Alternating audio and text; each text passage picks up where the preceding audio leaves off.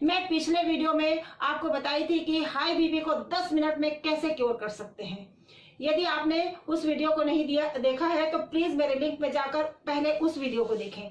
आज उसमें मैंने लो ब्लड प्रेशर को पूर्ण रूप से क्योर करने के भी अचूक नुस्खे बताए थे।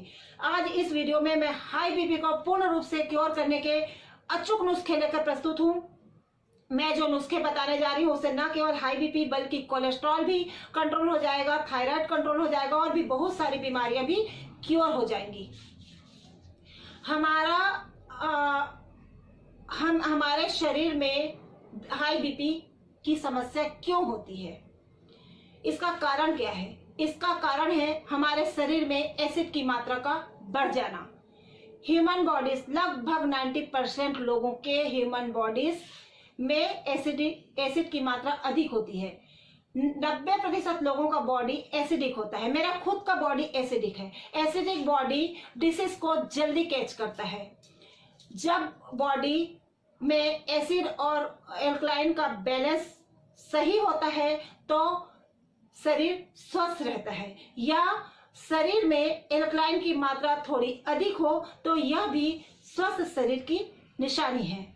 अब हम ऐसा क्या करें जिससे हमारे शरीर में एसिड की मात्रा कम हो जाए? तो हमें अपने खान पान को सुधारना चाहिए। हमें अपने खाने पीने में एल्कलाइन फूड को प्रीफर करना चाहिए। आपको मैं बता दूं, जो ये हमारा हार्ट है, दिल है, ये एक पंपिंग मशीन की तरह काम करता है और हमारे बॉडी में एक सर्कुलेटरी सिस्टम होता है। पंप करके हार्ट ब्लड को आर्टरीज के द्वारा ऑर्गन्स में भेजता है और ऑर्गन्स के टिश्यूज और सेल्स तक आर्टरीज के द्वारा ब्लड पहुंचता है। वहां से वेन्स के द्वारा ब्लड कलेक्ट होकर पोर्टल सिस्टम के द्वारा वापस हार्ट में जाता है। जब पंप करके हार्ट आर्टरीज में ब्लड भेजता है तो एक प्रेशर क्रिएट होता है जिसे ब्लड प्रेशर कहते हैं।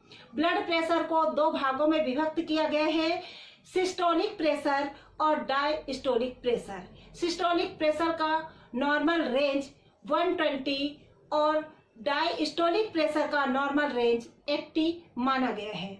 जब सिस्टोलिक प्रेशर 140 से एबो या 9 से एबो हो जाता है तो यह हाई बीपी कहलाता है, और जब सिस्टोलिक प्रेशर 90 से बिलो हो जाता है तो यह लो ब्लड प्रेशर कहलाता है।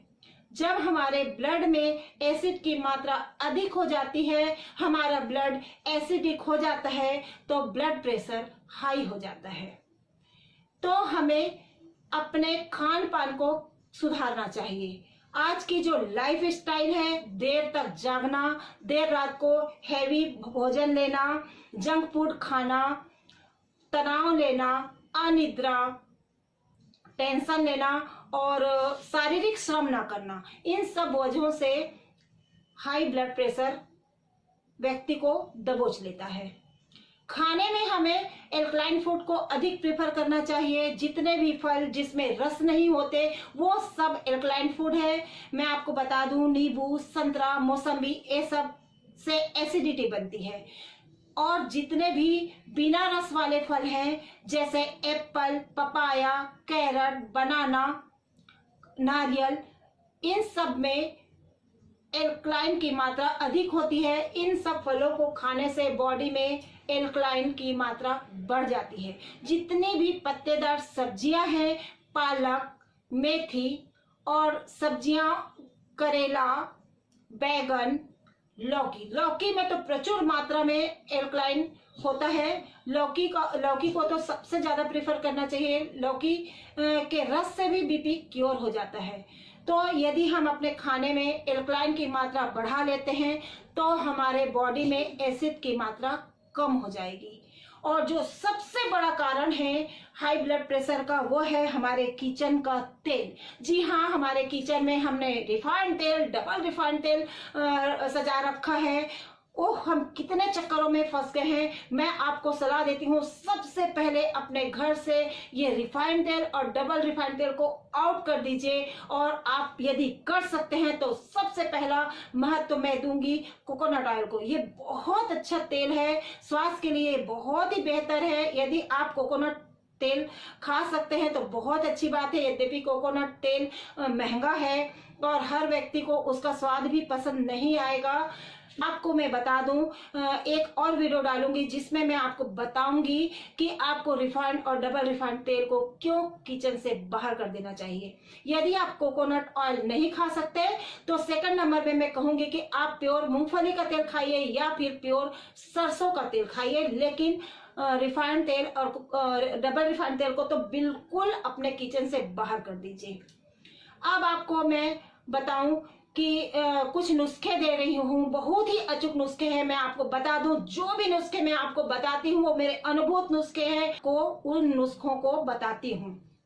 तो मैं सबसे पहले कहूंगी, लहसुन की 2-3 कली और 3-4 पत्ते तुलसी के कुचल कर सुबह खाली पेट उसकी गोली बनाकर आप पानी के साथ निगल जाइए।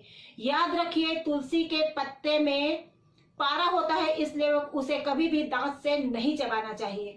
यदि आप इसे नियमित रूप से 15 दिन सेवन करते हैं तो आपका ब्लड प्रेशर 100% क्योर हो जाएगा। इस लहसुन को का पेस्ट लेने के आधे घंटे बाद तक आपको कुछ नहीं खाना है। सेकंड नंबर पे मैं प्रिफर करती हूँ अर्जुन की छाल को। मसाले में यह सबसे ज्यादा एल्कलाइन मसाला माना जाता है। यह किसी भी पंसारी की दुकान में या आयुर्वेदिक दुकान में आपको मिल जाएगा। अर्जुन की छाल को कूट कर आधा चम्मच उसका पाउडर बनाकर गर्म पानी में 1 गिलास पानी में उबाल लीजिए। जब पानी आधा गिलास बचे तो कुनकुने पानी को ही सिप करके खाली पेट आप पी लीजिए। आप चाहें तो इसे दूध के साथ भी ले सकते हैं। आधा घंटा तक इसको खाने के बाद आपको कुछ नहीं खाना है। यह भी आपके हाई बीपी को पूर्ण रूप से कंट्रोल कर देगा, यह मेरी गारंटी है।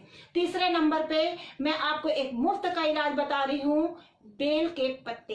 3-4 बेल के पत्तों को आप कुचल लीजिए और उसका पेस्ट को 1 गिलास पानी में मिलाकर उबाल कर जब आधा गिलास पानी बचे तो उसे नियमित रूप से आप सेवन करना शुरू कीजिए। यह भी आपके हाई बीपी को 15 दिन में ठीक करने में पूर्ण रूप से कारगर है। ना केवल बीपी बल्कि इससे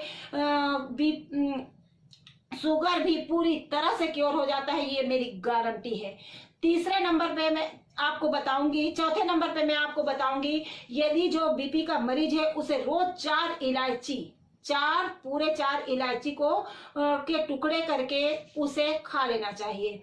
या फिर आप किसी खाने में मिला लें, पुलाव में, खीर में या किसी भी चीज में आप मिलाकर खा लें। बेहतर हो कि आप 4 इलायची के दाने नियमित रूप से कूट कर उसे आप अपने खाने में नियमित रूप से शामिल करें। हाई बीपी इससे 100% क्योर हो जाएगा, क्योंकि इलायची में एंटीऑक्सीडेंट गुण होता है जो आपके बीपी को कंट्रोल कर देगा। 5वें नंबर पे मैं आपको बोलती हूँ लौकी का रस। जी हाँ, आप 1 गिलास लौकी का रस खाली पेट नियमित रूप से लेना शुरू कीजिए। आधे घंटे तक कुछ मत लीजिए। 15 दिन में इससे भी आपका हाई बीपी क्योर हो जाएगा। आपको एसिडिटी की समस्या आपकी खत्म हो जाएगी, पेट के बहुत सारे रोग आपके खत्म हो जाएंगे। इसके बाद मैं आपको जो अचूक नुस्खा, रामबाण नुस्खा बताने जा रही हूँ वह है देसी गाय का गौमूत्र। यदि आप देसी गाय का गौमूत्र लेते हैं तो यह न केवल आपके हाई ब्लड प्रेशर को, कोलेस्ट्रॉल को कंट्रोल करता है, बल्कि दमा, अस्थमा, ट्यूबरक्लोसिस, आर्थराइटिस, ट्राइग्लिसराइड और ESR को भी बैलेंस कर देता है। मैं बता नहीं सकती ये कितने सारी बीमारियों को क्योर करने की क्षमता रखता है।